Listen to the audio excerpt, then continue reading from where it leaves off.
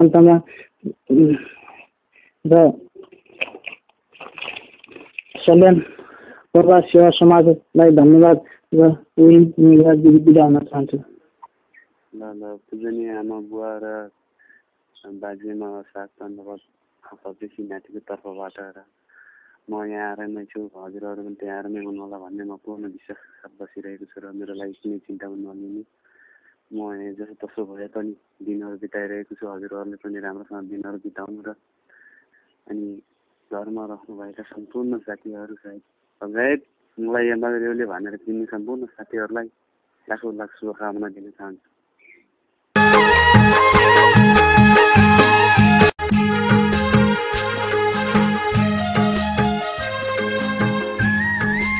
आदरणीय श्रोता मित्रहरू, यी सन्देश सम्झना सँगसँगै हामी कार्यक्रमको अन्तिम चरणमा आइपुगेका छौँ।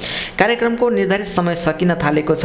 तपाईसँग बस्ने र भलाकुसारी गर्ने मन हुँदाहुँदै पनि आजको कार्यक्रमबाट बिदा माग्नै पर्ने हुन्छ। श्रोता मित्रहरू, कार्यक्रम सुनिसकेपछि तपाईँलाई हाम्रो कार्यक्रम कस्तो लाग्यो? सल्लाह सुझाव, प्रतिक्रिया, टिका टिप्पणी र वैदेशिक रोजगार सम्बन्धी विविध समस्याहरू छन् भने हामीलाई इमेल गर्न सक्नुहुनेछ। हाम्रो इमेल एड्रेस रहेको छ salyan.prabhas2066@gmail.com र यसै गरी स्काइप मार्फत पनि हामीसँग प्रत्यक्ष कुराकानी गर्न सक्नुहुनेछ।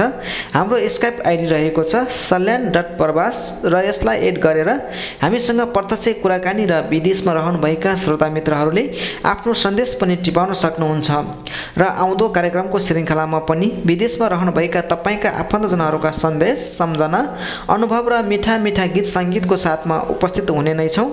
र हाम्रो कार्यक्रमका श्रृङ्खलाहरू www.salyanprabhas.blogspot.com र सामाजिक सञ्जाल ट्विटर, युट्युब र फेसबुकमा सल्यान प्रवास टाइप गरेर संसारभर सुन्न सक्नुहुन्छ।